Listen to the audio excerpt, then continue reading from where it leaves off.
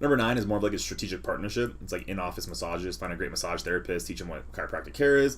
I mean, essentially what you're doing is you're creating a strategic partnership with a massage therapist and hoping that their clientele comes to you, and then they become massage therapists as well as chiropractic patients. But the other thing that you can do is that you can run ads directly to people and say, hey, maybe you don't have weird back pain or neck pain, but maybe they just want like a nice soothing massage to kind of help with like their muscles or whatever. And you can say like, look, we offer that in office or in shop in our place of business, so you can come by. It's just you're adding more value to your client base essentially. The more value, the more better essentially, right? If you're a foot specialist and a hand specialist and a back specialist and a neck specialist and a massage specialist, you have all these specialties. It's just going to benefit your clients more. They're going to keep coming back, and then when they hear somebody like, oh man, I got this like weird, I got this weird pain in like the side of my rib cage.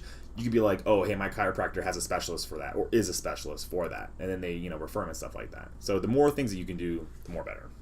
That's not proper English, but that's all I got.